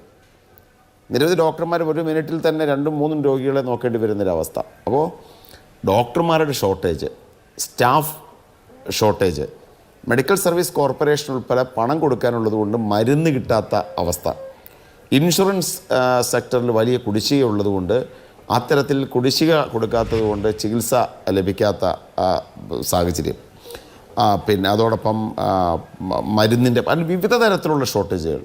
ആരോഗ്യ മേഖലയിൽ അതീവ ഗുരുതരമായ പ്രതിസന്ധിയുണ്ട്. ഇപ്പോൾ സാധാരണക്കാരെ സംബന്ധിച്ച് വിശ്വസിച്ച് ഇപ്പോൾ മെഡിക്കൽ കോളേജുകളൊന്നും പോകാൻ പോലും കഴിയാത്തൊരു സാഹചര്യമാണ്. ആലപ്പുഴയിലൊക്കെ ആണെങ്കിൽ അപകടം പറ്റി ചെന്ന് കഴിഞ്ഞാൽ ഡോക്ടർമാർ തന്നെ രഹസ്യമായിട്ട് പറയും എവിടേക്കെങ്കിലും കൊണ്ടുപോകണം, പെട്ടെന്ന് സ്വകാര്യ ആശുപത്രിയിൽ കൊണ്ടുപോകുന്നതായിരിക്കും നല്ലത് എന്ന് നമ്മൾ പറഞ്ഞുകൊണ്ടിരിക്കുന്നു. സ്വകാര്യ ആശുപത്രിയിൽ വർദ്ധിച്ചു വരുന്ന തിരക്ക്, കുടുംബങ്ങളുടെ ബില്ല്. നമുക്കറിയാം കേരളമാണ് ഇന്ത്യൻ സംസ്ഥാനങ്ങളിൽ തന്നെ ഏറ്റവും കൂടുതൽ ഔട്ട് ഓഫ് പോക്കറ്റ് എന്ന് പറഞ്ഞാൽ സ്വന്തം പോക്കറ്റിൽ നിന്നും ചികിത്സാ ചെലവിന് ഏറ്റവും കൂടുതൽ പണം ചിലവഴിക്കപ്പെടുന്നൊരു സംസ്ഥാനം കേരളമാണ്. അതിൻ്റെ സ്റ്റാറ്റിസ്റ്റിക്കൽ റിപ്പോർട്ട് നോക്കിക്കഴിഞ്ഞാൽ നമുക്ക് മനസ്സിലാക്കാൻ സാധിക്കും. സർക്കാർ കൊടുക്കുന്നതിനേക്കാളൊക്കെ വളരെ കൂടുതലാണ് കയ്യിൽ നിന്നും ചിലവഴിക്കേണ്ടി വരുന്ന ശരാശരി നില. അപ്പോൾ അതീവ ഗുരുതരമായ ഒരു പ്രതിസന്ധിയിലൂടെ കേരളത്തിൻ്റെ ആരോഗ്യരംഗം പോകുന്നു എന്നത് ഒരു സത്യമാണ്. ആരോഗ്യമന്ത്രിയാകട്ടെ സംസ്ഥാന സർക്കാരാകട്ടെ ഇതിനെ വലിയ ഒരു ഈഗോയോടുകൂടി. ചർച്ചയിലേക്ക് വീണ്ടും ശ്രീ പത്മനാഭൻ, ഒറ്റപ്പെട്ട സംഭവമല്ല, ചികിത്സാ പിഴവുകളുടെ പേരിൽ നമുക്കറിയാം പല ഇൻസ്റ്റൻസ് ഇതുപോലെ ഉണ്ടായിട്ടുണ്ട്. പലതവണ നമ്മൾ ചർച്ച ചെയ്തിട്ടുണ്ട്. ആശുപത്രി കെട്ടിടം ഇടിഞ്ഞു വീണ് കൂട്ടിരിപ്പുകാരി മരിച്ചത് മുതൽ ഇവിടെ സൂചിപ്പിക്കപ്പെട്ട പാലക്കാട് കൈ പോയ സംഭവം, ഈ സമീപ ദിവസങ്ങളിൽ തിരുവനന്തപുരത്തുണ്ടായിട്ടുള്ള ഒരാളുടെ ചികിത്സ കിട്ടാതെ എന്ന് ആരോപിച്ചുള്ള മരണം, ഇങ്ങനെ നിരവധി സംഭവങ്ങൾ. അതിലെ ഒടുവിലത്തെ ഒന്നാണ് ശസ്ത്രക്രിയാ ഉപകരണം കത്രിക വയറ്റിൽ മറന്നു വെച്ച് 5 വർഷം ദുരിത ജീവിതം അനുഭവിക്കേണ്ടി വന്ന ഉഷ ജോസഫിന്റെ അവസ്ഥ. ഇത് ഏത് നിലയിൽ കാണണം? അല്ല, അത് ഇപ്പോൾ എന്താ പറയുക, കേരളത്തിലെ സർക്കാർ ആശുപത്രിയിലേക്ക് വരുന്നത് ആരാണ് എന്ന് നമ്മളൊന്ന് പരിശോധിക്കണം. ഇപ്പോൾ കേരളത്തിൽ ഞാൻ മനസ്സിലാക്കുന്നത് ഒരു 30-ൻ്റെയും 35 ലക്ഷത്തിൻ്റെയും ഇടയിൽ കുടുംബങ്ങൾക്ക് ആരോഗ്യ ഇൻഷുറൻസ് ഉണ്ട്. അതായത് നമ്മുടെ കേന്ദ്ര സംസ്ഥാന സർക്കാരുകൾ ചേർന്ന് നടപ്പിലാക്കുന്ന ആയുഷ്മാൻ ഭാരത് കാരുണ്യ പദ്ധതി, 5 ലക്ഷം രൂപ വരെയുള്ള ചികിത്സാ ഇൻഷുറൻസ്. ഇതിന് ഈ ആനുകൂല്യം കൈപ്പറ്റുന്ന ആളുകളാണ് പ്രധാനമായും സർക്കാർ ആശുപത്രിയിലേക്ക് വരുന്നത്. അവർ തന്നെ മുഴുവൻ വരുന്നില്ല. കാരണം ചില സ്വകാര്യ ആശുപത്രികളിൽ ഈ കാർഡ് അല്ലെങ്കിൽ ഈ ആനുകൂല്യം ഇത് അനുവദിക്കുന്നുണ്ട്. ഇപ്പോൾ നമ്മുടെ അടുത്ത് ഇവിടെ MMC മെഡിക്കൽ കോളേജുണ്ട്, സ്വകാര്യ മെഡിക്കൽ കോളേജാണ്. അവിടെ ഈ കാർഡ്, ഈ ആരോഗ്യ ഇൻഷുറൻസ് എടുക്കുന്നുണ്ട്. അപ്പോൾ കുറേ ആളുകൾ അവിടെ പോകുന്നുണ്ട്. ഒരുവിധം സാമ്പത്തികമായി മെച്ചപ്പെട്ട സ്ഥിതിയുള്ള ആളുകൾ സ്വകാര്യ ഇൻഷുറൻസ് പദ്ധതിയിൽ അംഗങ്ങളായി ചികിത്സാ ഇൻഷുറൻസ് സംവിധാനം ഉള്ളവരൊക്കെ സ്വകാര്യ ആശുപത്രിയിൽ പോകുന്നുണ്ട്. സ്വകാര്യ ആശുപത്രിയിൽ നല്ല തിരക്കാണ്. അപ്പോൾ ഇത്തരത്തിൽ വളരെ സാമ്പത്തികമായി വളരെ ബുദ്ധിമുട്ടുന്ന ആളുകളാണ് കാര്യമായി ബഹുഭൂരിപക്ഷവും സർക്കാർ ആശുപത്രിയെ സമീപിക്കുന്ന ആളുകൾ. ഞാൻ 91-92 കാലഘട്ടങ്ങളിൽ ഞാൻ ലോ കോളേജിൽ പഠിക്കുന്ന സമയത്ത് നമ്മുടെ കുറേ സുഹൃത്തുക്കൾ ഉണ്ടായിരുന്നു കോഴിക്കോട് മെഡിക്കൽ കോളേജിൽ MBBS-നും PG-ക്കുമൊക്കെ പഠിക്കുന്നവർ. അവർ ഞങ്ങളോട് പരാതി പറയുമായിരുന്നു, ഞങ്ങൾ ഈ കോളേജിൻ്റെ കാര്യങ്ങൾ സംസാരിക്കുമ്പം സ്റ്റാഫില്ല, സ്റ്റാഫിൻ്റെ ബുദ്ധിമുട്ടുണ്ട്, ഓപ്പറേഷൻ തിയേറ്ററിൽ സ്റ്റാഫില്ല, ഗൈനക് വാർഡുകൾ സ്റ്റാഫില്ല, PG സ്റ്റുഡൻസ് വളരെ ബുദ്ധിമുട്ടുന്നുണ്ട്, ഡോക്ടർമാർ വളരെ ബുദ്ധിമുട്ടുന്നുണ്ട്, മരുന്ന് കൊടുക്കാനില്ല, ഇങ്ങനെ ഒരുപാട് പ്രശ്നങ്ങൾ അന്ന് അവർ പറയുമായിരുന്നു. അതിനൊന്നും ഇപ്പോഴും വലിയ മാറ്റമൊന്നും വന്നിട്ടില്ല. ഇപ്പം നമ്മൾ മനസ്സിലാക്കേണ്ടത്, നമ്മൾ ഡോക്ടർമാരെ കുറ്റം പറഞ്ഞ് ഈ പ്രശ്നം പരിഹരിക്കാൻ സാധ്യമല്ല. ഇപ്പോൾ ഈ വിഷയവുമായി ബന്ധപ്പെട്ട് ഒരു ഡോക്ടർ സംസാരിച്ചത് ലേശം ഇൻസെൻസിറ്റീവായി പോയി എന്നുള്ളത് ശരിയാണ്. പക്ഷേ സ്റ്റാഫ് ഇല്ല എന്നുള്ളത് യാഥാർത്ഥ്യമാണ്. ഇത് ഇന്നും തന്നെ തുടങ്ങിയതല്ല. ഇത് 30-35 വർഷമായി ഞാൻ കേൾക്കുന്നതാണ്. അതിൻ്റെ മുന്നത്തെ കഥ എന്നേക്കാൾ പ്രായമുള്ളവർക്ക് അറിയാം. അതുപോലെ ഹോസ്പിറ്റലിലെ മറ്റ് സൗകര്യങ്ങൾ അത് കമ്മിയാണ്. ഈ അവിടുന്ന് ഒരു എക്സ്റേ എടുത്ത് കിട്ടാൻ അല്ലെങ്കിൽ സ്കാൻ ചെയ്ത് കിട്ടാനുള്ള ബുദ്ധിമുട്ട് നമുക്കറിയാം. അപ്പോൾ പുറമേ ആശ്രയിക്കണം. അപ്പോൾ ഇങ്ങനത്തെ ഒരുപാട് പ്രശ്നങ്ങളുണ്ട്. അപ്പോൾ സ്കാനിങ് വേണം, എക്സ്റേ വേണം, മരുന്ന് വേണം, ഡോക്ടർമാർ വേണം, സ്റ്റാഫ് വേണം. ഇതെല്ലാം ക്യൂ നിൽക്കണം, എല്ലാത്തിനും ക്യൂ നിൽക്കണം, എല്ലാത്തിനും കാത്തു നിൽക്കണം എന്നുള്ളതാണ് അവിടുത്തെ അവസ്ഥ. പിന്നെ കെട്ടിടവുമായി ബന്ധപ്പെട്ട സൗകര്യങ്ങളുടെ പ്രോബ്ലം, ഇതൊക്കെ 30-35 വർഷമായി നമ്മൾ കേൾക്കുന്നു. അപ്പോൾ ഇതൊക്കെ നമുക്ക് മെച്ചപ്പെടുത്തണം. സർക്കാർ ആശുപത്രികൾക്ക് ഒരുപാട് ദൂരം യാത്ര ചെയ്യാനുണ്ട്. 1.5 കോടിയോളം വരുന്ന ജനങ്ങളാണ് ഈ ആരോഗ്യ ഇൻഷുറൻസിൻ്റെ പരിധിയിൽ വരുന്നത്. അവരിൽ തന്നെ മുഴുവൻ ആളുകളും വരുന്നില്ല. അപ്പോൾ അവരുടെ പ്രശ്നമെങ്കിലും പരിഹരിക്കാൻ ഉതകുന്ന രീതിയിൽ നമ്മൾ നമ്മുടെ ആരോഗ്യ രംഗത്തെ വിഷയങ്ങൾ, പോരായ്മകൾ പരിഹരിക്കണം. അത് ചോദിക്കുന്ന സമയത്ത് അത് ചോദിക്കുന്നവനെ കേരളത്തിൻ്റെ ശത്രുവായി കാണരുത്. അതാണ് ഇവിടുത്തെ ഒരു പ്രോബ്ലം. അതാണ് ഇവരോട് ഇത് പറഞ്ഞാൽ ഇവർ ഉടനെ നമ്മളെ കേരളത്തിലെ ശത്രുവായി കാണും. അങ്ങനെയല്ല ഈ പ്രശ്നം പരിഹരിക്കേണ്ടത്. ഈ പ്രശ്നങ്ങൾ ഉൾക്കൊണ്ട് പരിഹരിക്കാനുള്ള മനസ്സുണ്ടായാൽ കുറേയൊക്കെ ഈ പ്രശ്നങ്ങൾ പരിഹരിക്കാൻ സാധിക്കും. ആ മനസ്സില്ലാത്തത് കൊണ്ടാണ് ഇപ്പോഴും ഹർഷിനയ്ക്ക് പരാതിയുമായി നടക്കേണ്ടി വരുന്നത്. ശരി, ഓക്കെ. ഡോക്ടർ ബൈജു, ഇവിടെ ഇപ്പോൾ എന്തുകൊണ്ട് ഇങ്ങനെ സംഭവിക്കുന്നു ചോദിക്കുമ്പോൾ ശരിയാണ്, സ്റ്റാഫില്ല, അല്ലെങ്കിൽ മറ്റ് അപര്യാപ്തതകളുണ്ട്, കോവിഡ് കാലമായിരുന്നു എന്നൊക്കെ പറയാം. പക്ഷേ ഒരു സർജിക്കൽ ഉപകരണം സർജറി ചെയ്ത ആളുടെ വയറ്റിൽ മറന്നു വെക്കുക എന്നുള്ളത് അതിഗുരുതരമായ കൃത്യവിലോപമാണല്ലോ. അതവരറിഞ്ഞില്ല. സർജറിക്ക് വിധേയമായ ആൾ വേദനയുമായി അടുത്ത ആഴ്ചകൾ തന്നെ വരുന്നു. പിന്നീട് കഴിഞ്ഞ 5 വർഷമായി വേദന കൊണ്ട് അവർ വിവിധ ആശുപത്രികളിൽ കയറി ഇറങ്ങുകയാണ്. ഏറ്റവും ഒടുവിൽ ഒരു യൂറോളജി ഡോക്ടർ എക്സ്റേ എടുക്കാൻ പറഞ്ഞു. അങ്ങനെ എക്സ്റേ എടുത്തത് കൊണ്ട് കണ്ടെത്തി. ഇതിപ്പോൾ ഒരു മനുഷ്യനോട് ചെയ്ത കടുത്ത മനുഷ്യാവകാശ ലംഘനമാണ്. അതിൽ നിന്ന് ഡോക്ടർമാർക്ക് ഒഴിഞ്ഞു നിൽക്കാൻ കഴിയുമോ? അവിടുത്തെ സ്റ്റാഫിന് ഒഴിഞ്ഞു നിൽക്കാൻ കഴിയുമോ? ഒരിക്കലുമില്ല. ഞാൻ എൻ്റെ ആൻസറിലോട്ട് വരുന്നതിന് മുമ്പ് ലിജു പറഞ്ഞു വെച്ച ഒരു ആശങ്കയ്ക്ക് ഒരു മറുപടി കൂടെ കൊടുത്തിട്ട് വേണം എനിക്ക് തുടങ്ങാനായിട്ട്. മിസ്റ്റർ ലിജു പറഞ്ഞത് ഈ സിസ്റ്റത്തിന് ഉള്ള തകരാറ് തന്നെയാണ്. പക്ഷേ ആ തകരാറുണ്ടായത് പല വർഷങ്ങൾ കൊണ്ടിട്ടാണ്. ഒരു മിനിസ്ട്രി കൊണ്ടിട്ടോ കാരണം വെച്ചാൽ നമുക്ക് 5 മെഡിക്കൽ കോളേജ് ഇവിടെ ഉണ്ടായിരുന്നുള്ളൂ.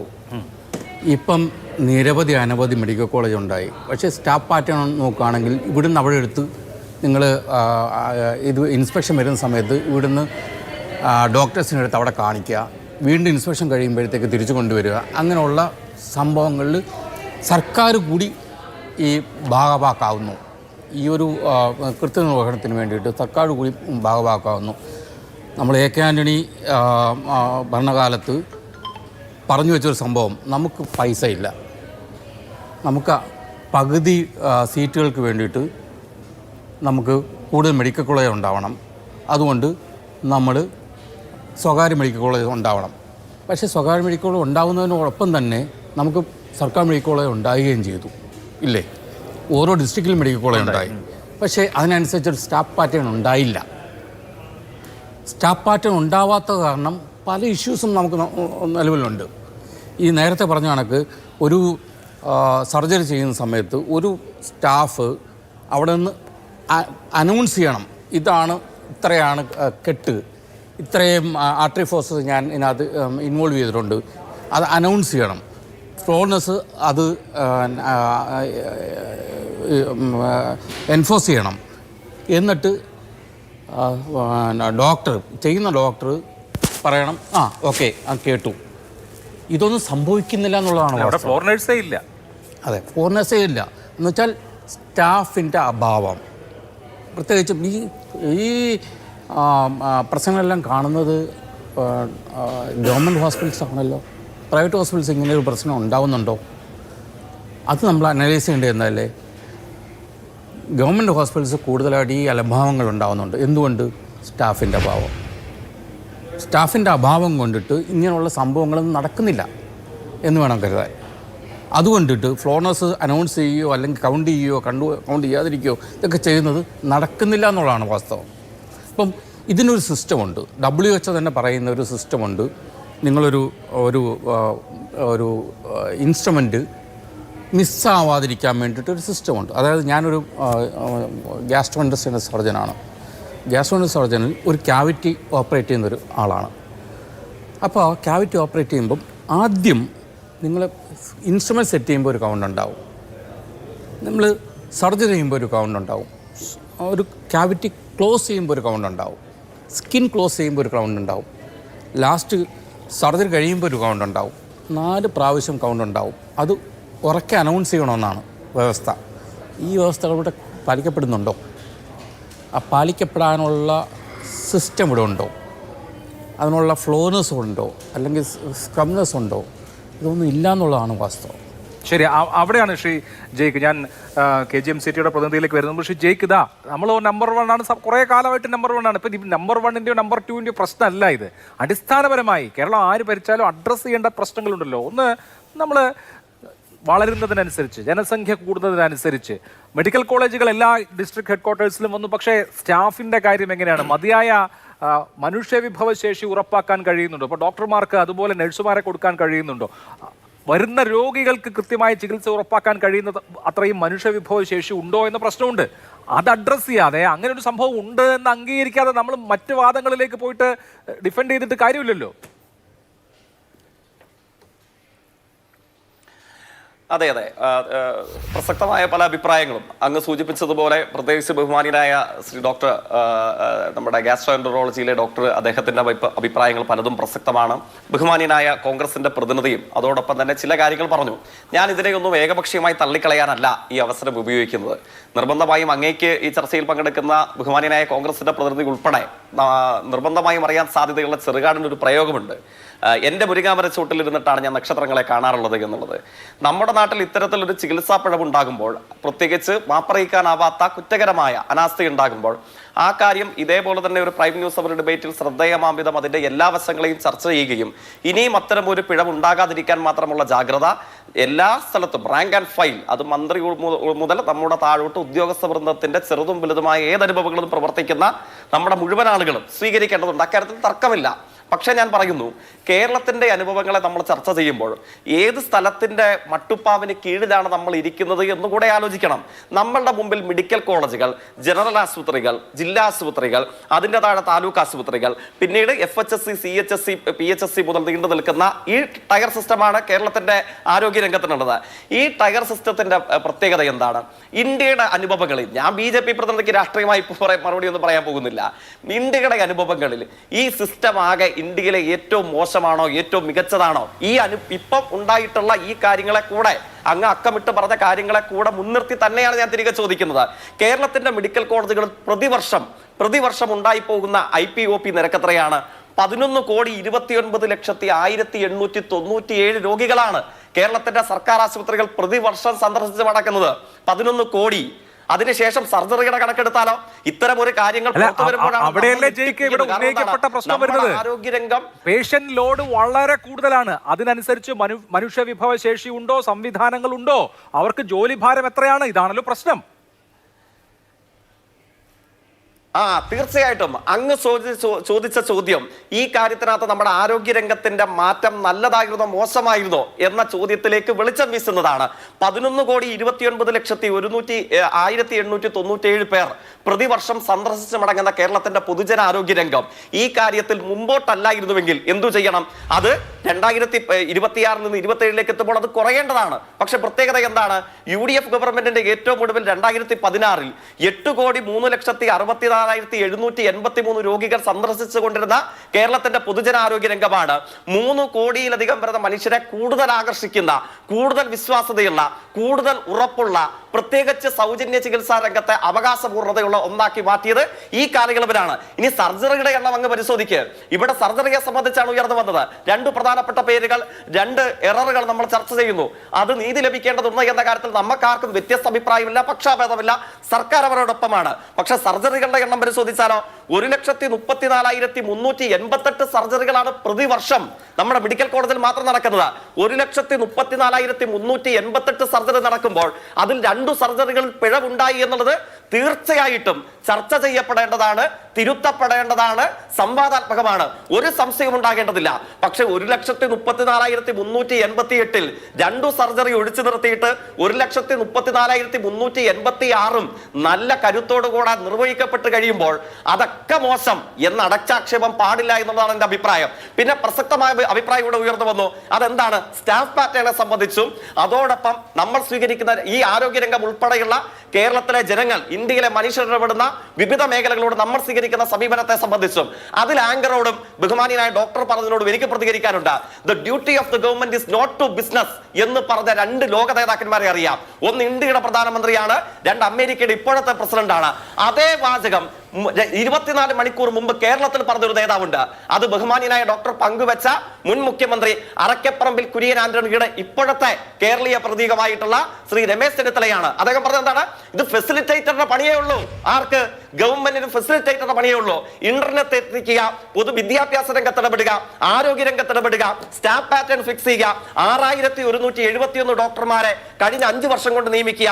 2,983 സ്പെഷ്യൽ ഡോക്ടർമാരെ നിയമിക്കുക. 13,575 പുതിയ നഴ്സുമാർക്ക് നിയമനം കൊടുക്കുക. 7,699 ആരോഗ്യ മേഖലയിൽ പുതിയ ജീവനക്കാർക്ക് ജോലി കൊടുക്കുക.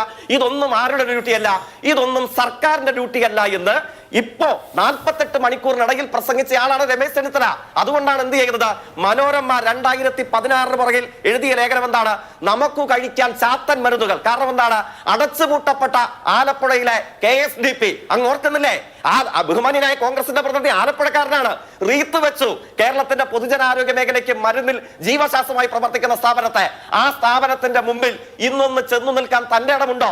ആദരണീയനായ ഡോക്ടറോട് ഉൾപ്പെടെ അദ്ദേഹത്തിന്റെ പ്രതികരണങ്ങളെ കൂട്ടുപിടിച്ച് ചേർത്ത് പിടിച്ച് ചോദിക്കുകയാണ്. കാരണം എന്താണ്? അന്ന് AK ആന്റണിയുടെയും സംഘത്തിന്റെയും സമീപനം മരുന്ന് നിർമ്മാണം, ആശുപത്രി, ഡോക്ടർ നിയമനം, നേഴ്സ് നിയമനം, ആരോഗ്യരംഗത്തെ പുതിയ തസ്തിക, ഇതൊന്നും സർക്കാർ ഉത്തരവാദിത്തമല്ല. മുണ്ടു മുറുക്കി കൊടുക്കണം. ഇനി സർക്കാർ ജീവനക്കാർക്ക് പെൻഷൻ വേണ്ട, ശമ്പളം വേണ്ട, ഇതൊന്നും വേണ്ട. ഇതായിരുന്നില്ല സമീപനം. ഞങ്ങളുടെ സമീപനം എന്താണ്? അവിടെയാണ് ഞാൻ അങ്ങോട്ട് പറയുന്നത്. ഈ കാര്യത്തിലും ശ്രദ്ധിക്കേണ്ട ഒരു രാഷ്ട്രീയ കാര്യമുണ്ട്. അതാണ് ഞാൻ സൂചിപ്പിച്ചത്. 6,171 ഡോക്ടർമാരെ പുതുതായി നിയമിക്കുന്നു. 2,983 സ്പെഷ്യൽ ഡോക്ടർമാരെ നിയമിക്കുന്നു. അതോടൊപ്പം 13,576 പുതിയ നഴ്സുമാരെ തസ്തിക സൃഷ്ടിച്ച് നിയമിക്കുന്നു. ഒപ്പം 7,698 ആരോഗ്യ മേഖലയിലെ പുതിയ തസ്തിക സൃഷ്ടിച്ചുകൊണ്ട് നിയമിക്കുന്നു. എന്താണ്? അതിൽ പരിമിതി കണ്ട് ഇത്രയും മെഡിക്കൽ കോളേജുകളും ജില്ലാശുപത്രികളൊക്കെ നന്നായി വരുമ്പോൾ 11 കോടിയോളം വരുന്ന മനുഷ്യർ പ്രതിവർഷം ചികിത്സ നേരിടുമ്പോൾ അതോടൊപ്പം 1,36,000 സർജറികൾ പ്രതിവർഷം നടത്തുമ്പോൾ ഈ സ്റ്റാഫ് പാറ്റേൺ മതിയെന്ന് ചോദിച്ചാൽ പോരാ, പൂർണ്ണതയിൽ എത്തിയിട്ടില്ല. നമുക്ക് ഇനി വേണം. പക്ഷേ എന്താണ് ആ കാര്യത്തിൽ ഇന്ത്യയിൽ കേരളമല്ലാതെ നിങ്ങൾക്കൊരു ഓൾട്ടർനേറ്റീവ് ഉണ്ടോ? ഒറ്റ കാര്യം ഇവിടെ പറയാൻ അങ്ങനെ അനുവദിക്കണം. ഇന്ത്യയിൽ കേരളമല്ലാതെ നിങ്ങൾക്കൊരു ഓൾട്ടർനേറ്റീവ് ഉണ്ടോ? ഓൾട്ടർനേറ്റീവ് ബദൽ ഉണ്ടെങ്കിൽ ആ ബദലിന്റെ ജീവിക്കുന്ന ഉദാഹരണം, ജീവിക്കുന്ന തെളിവ് എന്ന് പറയുന്നത് കേരളത്തിന്റെ ആരോഗ്യ രംഗമാണ്, കേരളമാണ്. അത് പറയുന്നത് ആരാണ്? എന്നെക്കാളും ആങ്കറെക്കാളും ഒക്കെ ഈ മേഖലയിൽ മികവാർന്ന ഉദാഹരണങ്ങളായിട്ടുള്ള ഡോക്ടർ ജോസ് ചാക്കോ പെരിയപ്പുറം ഉൾപ്പെടെയുള്ള ആളുകൾ കാനഡയിലും US-ലും UK-ലും ഒക്കെ, അല്ലെങ്കിൽ ഈ പാനലിൽ ഇരിക്കുന്ന ഡോക്ടർമാർ അഭിപ്രായ വ്യത്യാസം പറയട്ടെ. നമുക്ക് പ്രധാനപ്പെട്ട ഒരു ഫിസിഷ്യനെ കാണണമെങ്കിൽ, ഒരു അറ്റാക്ക് വന്നാൽ എത്രയും വേഗം ഒരു ഡോക്ടറെ കാണണമെങ്കിൽ US-ലോ UK-ലോ കാനഡയിലോ കേരളത്തിലെ അനുഭവം എന്താണ്? അപ്പൊ നമുക്കൊന്ന് താരതമ്യം ചെയ്യണ്ടേ? ഞാൻ ഒറ്റ മാസം കൂടെ പറയാൻ എങ്ങനെ അനുവദിക്കണം? ഒറ്റ മാസം കൂടെ നമ്മൾ കാണേണ്ടത് ആ ആരോഗ്യ രംഗത്ത് നിന്ന് ഇപ്പൊ കേരളം എവിടെ എത്തിയിരിക്കുന്നു? കോട്ടയം മെഡിക്കൽ കോളേജ് 3 അവയവ മാറ്റിവെക്കൽ ശസ്ത്രക്രിയ ഒറ്റ ദിവസം നടത്തി. ഇന്ത്യയിൽ ആദ്യമാണ്. എറണാകുളം ജനറൽ ആശുപത്രി, ചരിത്രത്തിൽ ആദ്യമായി ഇന്ത്യയിൽ ഒരു ജനറൽ ആശുപത്രി ഹൃദയ മാറ്റിവെക്കൽ ശസ്ത്രക്രിയ നടത്തുന്നു. അങ്ങ് ഓർക്കുന്നില്ലേ, കൊല്ലത്തുള്ള ഷിബുവിന്റെ ഹൃദയം എറണാകുളം ജനറൽ ആശുപത്രിയിൽ തുടിച്ചത് 22 വയസ്സുകാരിയായിട്ടുള്ള ദുർഗാകാമി എന്ന നേപ്പാൾ സ്വദേശിയാണ്. എന്തുകൊണ്ടാണ് അവർ അത്ഭുതപ്പെട്ടത്, അവർ പുകഴ്ത്തിയത് എന്തുകൊണ്ടാണ്? കോട്ടയം മെഡിക്കൽ കോളേജ്, ഡൽഹി എയിംസിൽ മാത്രമായിരുന്നു ലങ്സ് ട്രാൻസ്പ്ലാന്റേഷൻ സർജറി അങ്ങനെ ധാരാളം നടത്തിയത്. 3 നല്ല നേട്ടങ്ങൾ കേരള ആരോഗ്യ രംഗത്തുണ്ട്. Kottayam medical college. ശരി, അല്ല അങ്ങനെ ഇല്ല എന്നാരും പറയുന്നില്ല. ശ്രീ എം ലിജു, ധാരാളം നല്ല നേട്ടങ്ങൾ ഉണ്ടായിട്ടുണ്ട് കേരളത്തിന്റെ ആരോഗ്യ രംഗത്തിന് എന്നുള്ളത് വസ്തുതയാണ്. പക്ഷേ ജനങ്ങൾക്ക് ബുദ്ധിമുട്ട് നേരിടുന്ന ഉദാഹരണങ്ങൾ മറ്റൊരു വസ്തുതയുമാണ്. ഇതിനെ എങ്ങനെ ബാലൻസ് ചെയ്യും?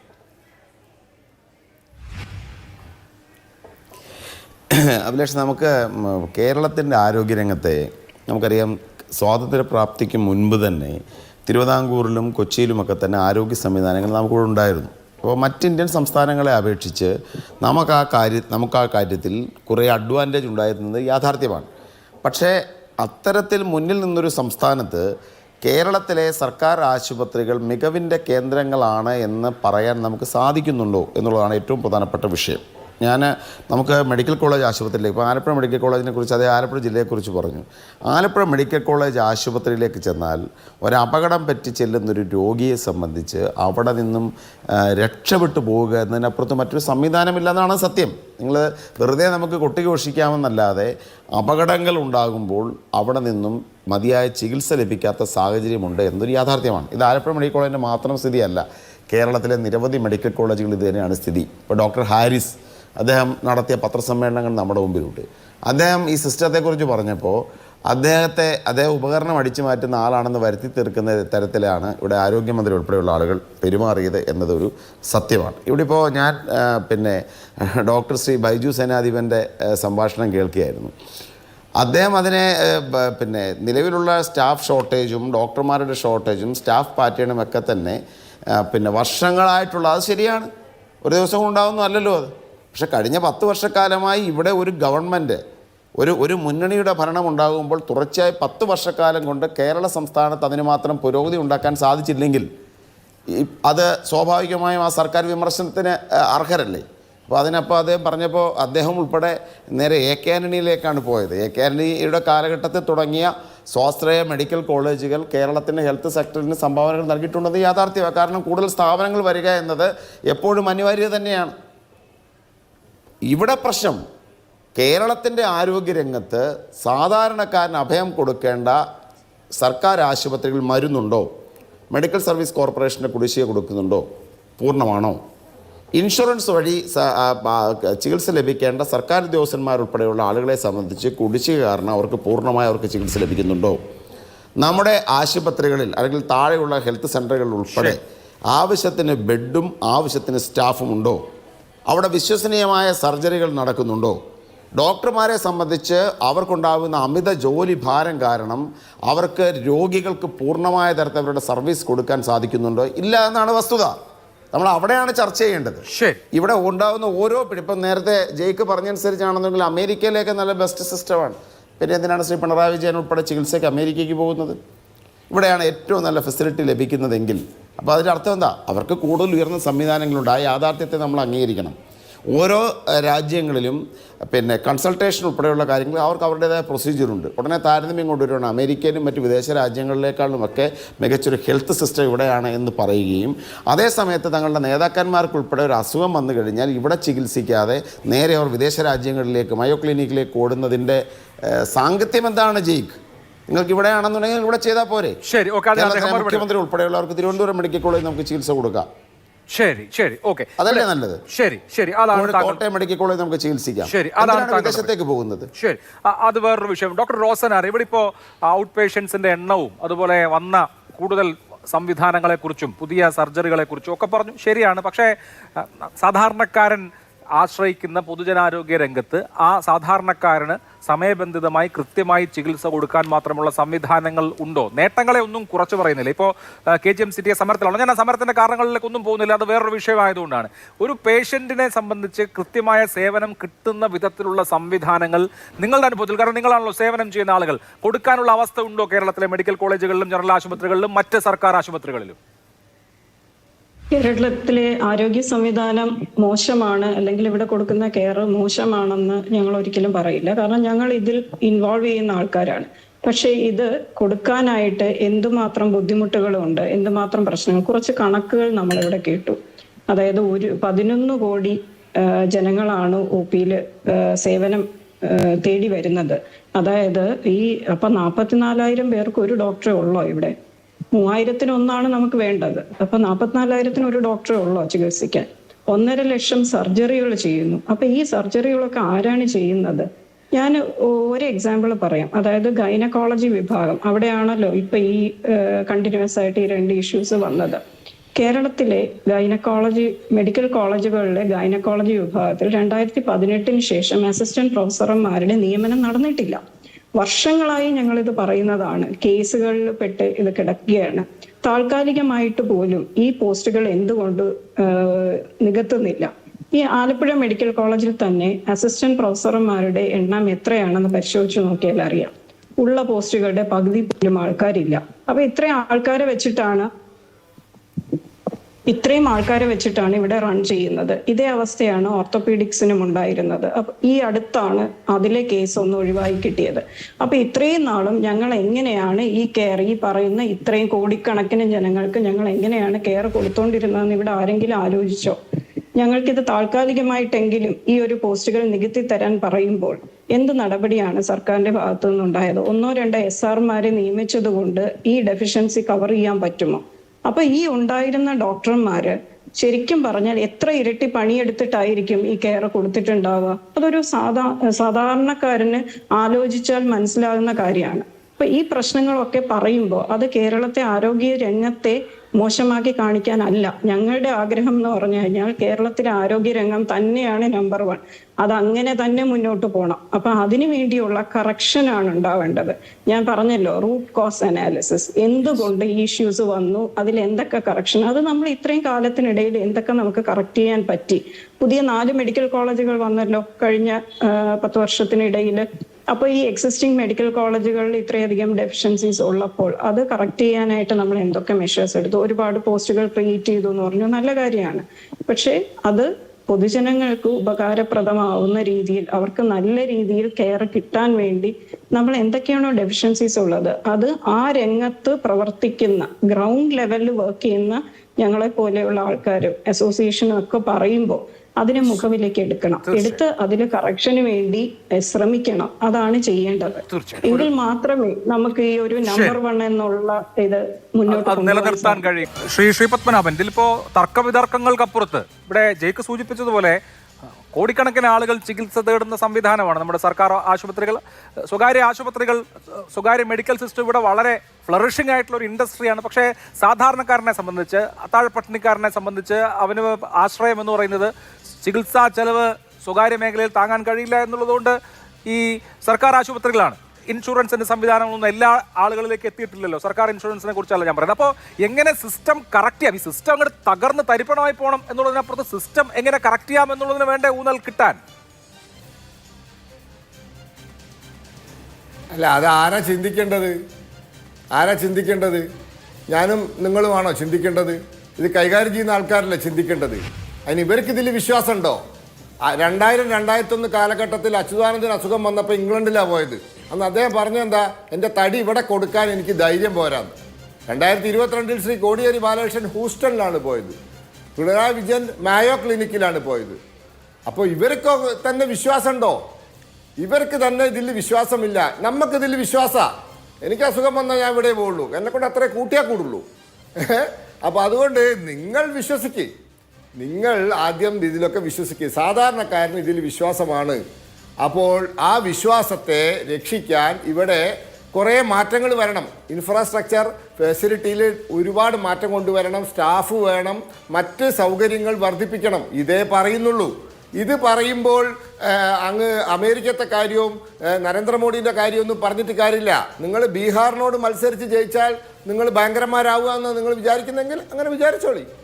നിങ്ങൾ ബീഹാറിനോട് മത്സരിച്ച് ജയിച്ചിട്ട് നിങ്ങൾ ഭയങ്കരന്മാരാണ് എന്നാണ് നിങ്ങൾ വിശ്വസിക്കുന്നെങ്കിൽ ഒന്നും പറയാനില്ല. പക്ഷെ അതൊന്നും അല്ല യാഥാർത്ഥ്യം. അപ്പോൾ കേരളത്തിൻ്റെ പൊതു ആരോഗ്യ രംഗം കുറേ വെല്ലുവിളികളെ നേരിടുന്നുണ്ട്. ആ പ്രശ്നം പരിഹരിക്കാൻ സർക്കാരിൻ്റെ ഭാഗത്തു നിന്നുള്ള നിലവിലുള്ള പരിശ്രമങ്ങൾ പര്യാപ്തമല്ല. അതുകൊണ്ട് അത് പര്യാപ്തമായ രീതിയിൽ നടത്തണമെന്ന് മാത്രമേ പറയുന്നുള്ളൂ. പറയുന്നതിന് നിങ്ങൾ അമേരിക്കയിലേക്കും മോഡിയുടെ അടുത്തേക്കും ആന്റണിയുടെ അടുത്തേക്കും ഒന്നും പോകണ്ട, അത്രയ്ക്കൊന്നും ദൂരം പോകണ്ട. നിങ്ങൾ കറക്റ്റ് ചെയ്യണമെന്നുള്ളതാണ്. അതായത് അവിടെ ഡോക്ടർ ബൈജു ഇവിടെ ശരിയാണ്, ഇവിടെ സൂചിപ്പിച്ച ഡോക്ടർ റോസ്നാര സൂചിപ്പിച്ചതുപോലെയുള്ള എല്ലാ ബുദ്ധിമുട്ടുകളും ഞാൻ അംഗീകരിക്കാം. പക്ഷേ ഏറ്റവും സാധാരണക്കാരായ മനുഷ്യനെ സംബന്ധിച്ച് അവൻ സർജറിക്ക് വേണ്ടി ഒരു ക്രിട്ടിക്കൽ കണ്ടീഷനിൽ അവിടെ ആശ്രയിക്കുമ്പോൾ വളരെ കെയർലെസ് ആയി ഇത് VIP കളൊന്നുമല്ല. അപ്പോൾ ഈ കെയർ മതി എന്ന നിലയിലുള്ള വളരെ കെയർലെസ് ആയിട്ടുള്ള സമീപനം ഡോക്ടർമാരിൽ നിന്നും ഉണ്ടാവാൻ പാടില്ലല്ലോ. ഇതിനകത്ത് ഡോക്ടർമാർ അലംഭാവം കാണിച്ചു എന്നുള്ളൊരു തോന്നൽ എനിക്കില്ല. ഒരു സിസ്റ്റത്തിൻ്റെ ഫെയിലറായിട്ടാണ് എനിക്ക് തോന്നുന്നത്. അതായത് എൻ്റെ സിസ്റ്റം, അതായത് ഒരു ഇൻസ്ട്രുമെൻ്റ് സ്റ്റെറിലൈസേഷൻ തൊട്ട് തിയേറ്ററിൽ കൊണ്ടുവരുന്നു, അതിനകത്ത് ബണ്ടിൽ എണ്ണുന്നു, നമ്മൾ ഉപയോഗിക്കുന്നു, തിരിച്ചു കൊണ്ടുപോകുമ്പോൾ ബണ്ടിൽ എണ്ണുന്നു, ഉപയോഗിക്കുന്നു, അതിനകത്തെല്ലാം കറക്റ്റഡായി. അതുകൊണ്ട് ഡോക്ടറെ മാത്രം പരിചാരിച്ചുകൊണ്ട് നമുക്ക് ഇതിനെ കറക്റ്റ് ചെയ്യാൻ പറ്റുന്ന സംഭവമല്ല. ഒരു സിസ്റ്റത്തിന് എറർ ഉണ്ടായിരിക്കുന്നു എന്നാണ് എനിക്ക് തോന്നുന്നത്. ആ സിസ്റ്റത്തിനെ നമ്മൾ കറക്റ്റ് ചെയ്യണം. ആ കറക്റ്റ് ചെയ്യാത്തിടത്തോളം കാലം നമ്മൾ ആരെങ്കിലും അക്യൂസ് ചെയ്തുകൊണ്ടേയിരിക്കും. ഡോക്ടറെ അല്ലെങ്കിൽ സിസ്റ്ററെ അല്ലെങ്കിൽ വേറെ ആളെ അക്യൂസ് ചെയ്തുകൊണ്ടിരിക്കും. ആ സിസ്റ്റത്തിനെ നമ്മൾ കറക്റ്റ് ചെയ്യത്തില്ല എന്നുള്ളതാണ് ഞാൻ കാണുന്നത്. ഞാൻ ഒരു ജയ്ക്ക് പറഞ്ഞതിനകത്ത് ഒന്ന് രണ്ട് ക്ലാരിഫിക്കേഷൻ ഞാൻ പറഞ്ഞോട്ടെ. ജയ്ക്ക് കുറേ കണക്കുകൾ പറഞ്ഞു. നമ്മൾ ഇത്ര സർജറികൾ ചെയ്തു, ഇത്ര ഇത് ചെയ്തു. ശിവഗാമി ഇന്ന് ജീവിച്ചിരിപ്പില്ല. ട്രാൻസ്പ്ലാന്റ് കഴിഞ്ഞതിന് മരിച്ചു. അതൊരു വസ്തുതയായിരിക്കട്ടെ. പക്ഷേ കുറേയധികം സർജറികൾ നമ്മൾ ചെയ്യുന്നുണ്ട്. എന്തുകൊണ്ട് നമ്മുടെ ഈ ടേഴ്സറി കെയറിൽ മാത്രം സർജറി ചെയ്യുന്നു, സെക്കൻഡറി കെയറിലോ പ്രൈമറി കെയറിലോ സർജറി നടക്കുന്നില്ല എന്നുള്ള വാസ്തവം കൂടി നമ്മൾ അന്വേഷിക്കേണ്ടതുണ്ട്. മനസ്സിലായില്ലേ? അപ്പം ഡിസ്ട്രിക്ട് ലെവലിലോ അല്ലെങ്കിൽ താലൂക്ക് ലെവലിലോ സർജറികൾ നടക്കാതെ മെഡിക്കൽ കോളേജ് ലെവലിലോട്ട് കൊണ്ടുവന്ന് സർജറികളെ കൂടുതൽ ചെയ്തു എന്ന് പറഞ്ഞിട്ട് കാര്യമില്ല. അപ്പോൾ ഒരു സിസ്റ്റം നടക്കേണ്ട രീതിയിൽ തന്നെ നടന്നില്ലെന്നുണ്ടെങ്കിൽ അത് പാളിച്ചയായി പോകും. അതെ, ശ്രീ ജെയ്ക്സി തോമസ്, ഇവിടെ ഇപ്പോൾ കണക്കുകളുടെ ധാരാളിത്തം കൊണ്ട് കാര്യമില്ല. നമ്മളിപ്പോൾ ഒരു സഹായം തേടി വരുന്ന അല്ലെങ്കിൽ ഒരു പ്രശ്നം പറയുന്ന ആളോട് കുറേ കണക്ക് സ്റ്റാറ്റിസ്റ്റിക്സ് ബോധിപ്പിച്ചിട്ട് ഞങ്ങൾ ഇത്രയും ചെയ്തിട്ടുണ്ട് എന്ന് പറയുന്നത് എന്താ കാര്യം? ഇപ്പോൾ ഹർഷനയുടെ അനുഭവം, ഇപ്പോൾ ഉഷയുടെ അനുഭവം, മറ്റ് അനേകം ആളുകളുടെ അനുഭവമാണ്. 5 വർഷമാണ് ഉഷ എന്ന് പറയുന്ന സ്ത്രീ നരകിച്ചത്. അവരോട് 1,12,00,000 ആളുകൾ ആശ്രയിക്കുന്ന, ഒരു വർഷം ആശ്രയിക്കുന്ന സംവിധാനത്തെ അല്ലേ നിങ്ങൾ ആശ്രയിച്ചതെന്ന് ചോദിച്ചിട്ട് കാര്യമില്ല. അപ്പോൾ അങ്ങനെ കണക്കോ സ്റ്റാറ്റിസ്റ്റിക്സോ അല്ല, മനുഷ്യത്വപരമായ സഹായമാണ് വേണ്ടത്. താങ്കളിപ്പോൾ അമേരിക്കയുടെ കാര്യം ഉദാഹരിച്ചല്ലോ. ഞാൻ നേതാക്കൾ പോകുന്നതിനെ കുറിച്ചൊന്നും പറയുന്നില്ല. ഒരു വിദേശ രാജ്യത്താണ് സിസ്റ്റത്തിന്റെ പിഴവ് കൊണ്ട്, ഒരു പൊതുമേഖലാ ആശുപത്രിയുടെ പിഴവ് കൊണ്ട് ഒരാൾക്ക് ഈ അവസ്ഥ വന്നിരുന്നെങ്കിൽ എത്ര കോടി രൂപ അവർക്ക് നഷ്ടപരിഹാരം കിട്ടിയെന്ന് ആലോചിച്ച് നോക്കൂ. ഇപ്പോഴും ഹർഷനയുടെ 2 ലക്ഷത്തിന്റെ കണക്കാ പറയുന്നത്. ആ 2 ലക്ഷം അവർ വാങ്ങിച്ചിട്ട് പോലുമില്ല. ഉഷയുടെ കാര്യം എന്താവുമെന്ന് അറിയില്ല. അല്ല, തീർച്ചയായിട്ടും അങ്ങനെ എനിക്ക് അല്പസമയം അനുവദിക്കണം. വേറൊന്നുമല്ല, ഡോക്ടർ പ്രസക്തമായ ദുർഗാകാമിയുടെ മരണത്തെ സംബന്ധിച്ചൊരു ഒരു ഭാഗം അദ്ദേഹത്തിന്റെ പ്രതികരണത്തിൽ ഉൾപ്പെടുത്തി. അതോടൊപ്പം ബഹുമാനിയനായ കോൺഗ്രസിന്റെ പ്രതിനിധി അദ്ദേഹത്തിന്റെ ശ്രദ്ധേയമായ ചില പ്രതികരണങ്ങൾ, അഭിപ്രായങ്ങളൊക്കെ പറഞ്ഞു. എന്റെ പ്രസക്തമായ ചോദ്യം എന്തായിരുന്നു? ഞാൻ പറഞ്ഞത് ഈ 2 ഹർഷീനയുടെയും അതോടൊപ്പം തന്നെ ഉഷയുടെയും മുമ്പിൽ ആ പ്രശ്നങ്ങൾ നമ്മളെല്ലാവരും അവരോടൊപ്പം നിൽക്കുന്ന ആ 2 കാര്യങ്ങളെ മുൻനിർത്തി പ്രതിവർഷം 1,34,388 സർജറികൾ നടത്തപ്പെടുന്ന കേരളത്തിന്റെ ഏറ്റവും വിശ്വാസ്യതയുള്ള പൊതുജനാരോഗ്യ മേഖലയെ നിങ്ങൾ തള്ളിപ്പറയരുത്. അതാണ് ഞാൻ പറഞ്ഞത്. കണക്കുകൾ ഞാൻ സൃഷ്ടിച്ചെടുത്ത ധാരാളിത്തമല്ല. കേരളത്തിലെ ജനങ്ങൾ വിശ്വാസത്തോടുകൂടെ സമീപിക്കുകയും ചികിത്സ ഏറ്റുവാങ്ങുകയും ചെയ്തതിനെ തുടർന്ന് ആധികാരികമായ രേഖകളുടെ പിൻബലത്തിൽ ഞാൻ പറഞ്ഞതാണ്. അതാണ് നമ്മുടെ എല്ലാവരുടെയും മുമ്പിലുള്ളത്. പിന്നെ ഞാൻ അമേരിക്കയെ സംബന്ധിച്ച് താരതമ്യപ്പെടുത്തി എന്നുള്ളതാണ് പറയുന്നത്. അവിടെ 2 കാര്യങ്ങൾ എനിക്ക് കോൺഗ്രസിന്റെ പ്രതിനിധിയോട് ചൂണ്ടിക്കാണിക്കേണ്ടതായിട്ടുണ്ട്. ഈ നേട്ടങ്ങളെ സംബന്ധിച്ച് പറയുമ്പോൾ ഇപ്പൊ ഇൻഫന്റ് മോർട്ടാലിറ്റി റേറ്റ് കേരളത്തിന്റെ 6.0 അമേരിക്കയുടെ 6.5 നമുക്ക് എല്ലാവർക്കും അഭിമാനത്തോടുകൂടെ ലോകത്തോട് പറയാൻ കഴിയുന്ന വലിയ നേട്ടം. US-നെ അക്കാര്യത്തിൽ കേരളം പിന്തള്ളിയിരിക്കുന്നു. BJP-യുടെ പ്രതിനിധി പറയുന്ന ഇന്ത്യൻ സിനാരിയോ എന്താണ്? 25% മേലെയാണ് നമ്മളുടെ മുമ്പിൽ. 1000 വെച്ചിട്ടാണ് കമ്പയർ ചെയ്യുന്നത് കേട്ടോ. 1000 കുഞ്ഞുങ്ങൾ ജനിക്കുമ്പോൾ ഇന്ത്യയിൽ 25 പേർ മരിക്കുന്നു, കേരളത്തിൽ 6ആണ്. US-ൽ ചെന്നാൽ അത് 6% മുകളിൽ 6%-ഓളമാണ്. നമുക്കെല്ലാവർക്കും അഭിമാനിക്കാൻ കഴിയുന്ന ഒരു ഇന്ത്യൻ യാഥാർത്ഥ്യം ഈ ഘട്ടത്തിൽ കേരളം മികവോടുകൂടെ നേടിയെടുത്തു. ആ നേട്ടങ്ങളെ കുറിച്ച് പറയുമ്പോൾ കോൺഗ്രസിന്റെ പ്രതിനിധി പറയുന്നത് എന്താണ്? അദ്ദേഹത്തെ പോലെ പക്വതയുള്ള അഭിപ്രായം പറയുന്ന ഒരു മുതിർന്ന നേതാവ്, എനിക്കൊക്കെ ബഹുമാനമുള്ള ആളിൽ നിന്നും ഞാൻ പ്രതീക്ഷിച്ച അഭിപ്രായമേ അല്ല അദ്ദേഹം പറഞ്ഞത്.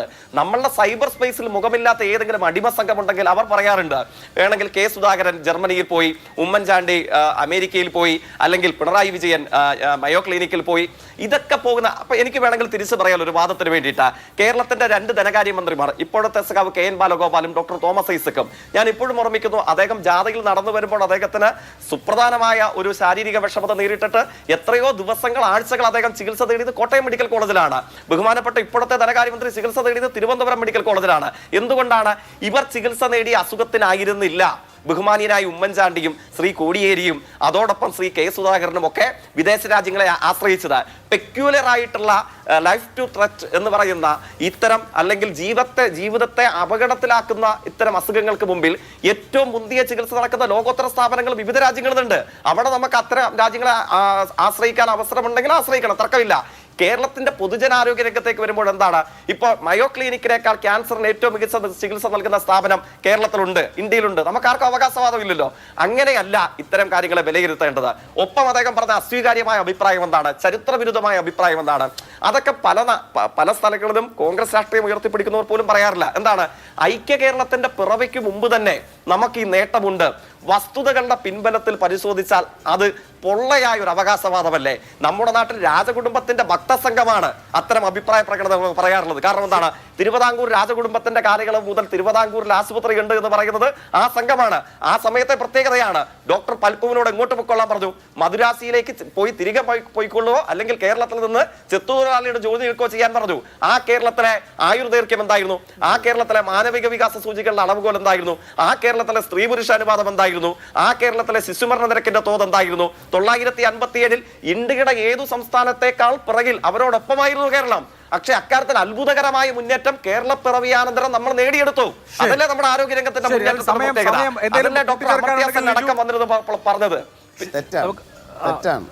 കേരളം അല്ലെങ്കിൽ തിരുവിതാംകൂർ ബെറ്റർ പൊസിഷനിലായിരുന്നു. അത് വിശദീകരിക്കാൻ വിശ്വാസമില്ലാത്തത് നിങ്ങളുടെ പാർട്ടി നേതാക്കന്മാർക്കാണ്. ഈ ആരോഗ്യ രംഗത്ത് വിശ്വാസമില്ലാത്തത് നിങ്ങളുടെ പാർട്ടി നേതാക്കന്മാർക്കാണ്. ഞങ്ങൾക്കൊക്കെ വിശ്വാസം. സമയം കഴിഞ്ഞു പോയി, താമസിച്ചു തുടങ്ങിയവരാണ് ഇത്ര നീട്ടിയത്. പക്ഷെ ലിജു പെട്ടെന്ന് ഒന്ന്, ഈ ഞാൻ നേരത്തെ പറഞ്ഞ ഐക്യ കേരളത്തിൻ്റെ രൂപപ്പെടുന്നതിന് മുമ്പ് തന്നെ കേരളത്തിന് ഇന്ത്യയിലെ മറ്റ് സംസ്ഥാനങ്ങളെക്കാൾ ആരോഗ്യരംഗത്ത് മുൻപന്തിയിലായിരുന്നു എന്നൊരു യാഥാർത്ഥ്യമാണ്. ഇനി ജയിക്കിനി അത് 1957 ശേഷമാണ് കേരളത്തിൽ അതിലുണ്ടായെന്ന് പറയുന്നതിന് തെറ്റാ. കേരളത്തിലെ ആദ്യത്തെ മെഡിക്കൽ കോളേജൊക്കെ രൂപപ്പെടുന്നത് 1951 ശിശു മരണ നിരക്ക്, ഇൻഫൻറ്റ് മോർട്ടാലിറ്റി റേറ്റൊക്കെ തന്നെ ഇന്ത്യയിലെ മറ്റ് സംസ്ഥാനങ്ങളെക്കാൾ അന്ന് തന്നെ കേരളം അല്ലെങ്കിൽ തിരുവിതാംകൂറൊക്കെ മുന്നിലായിരുന്നു. എന്ന് പറഞ്ഞാൽ അതിൻ്റെ അർത്ഥം തിരുവിതാംകൂറിൽ അന്ന് നിന്ന സാമൂഹ്യാവസ്ഥയോട് ഞാൻ അവരെ ഉയർത്തിയെന്നുള്ളതല്ല. അത് തിരുവിതാംകൂർ രാജവംശത്തിൻ്റെ അല്ലെങ്കിൽ ആ ഭരണകൂടങ്ങളുടെ പ്രത്യേകതയായിട്ട് മാത്രമല്ല അതിനെ കണക്കാക്കേണ്ടത്. അന്നു മുതൽ കടന്നു പോകാൻ നിരവധി കാര്യങ്ങളുണ്ട്. സാമൂഹ്യ നവോത്ഥാന പ്രസ്ഥാനങ്ങൾ, കൊളോണിയൽ ഭരണത്തിൻ്റെ കാലഘട്ടങ്ങൾ, അത്തരം നിരവധി കാര്യങ്ങൾ അതിന് ചരിത്രപരമായ കാരണങ്ങളുമുണ്ട്.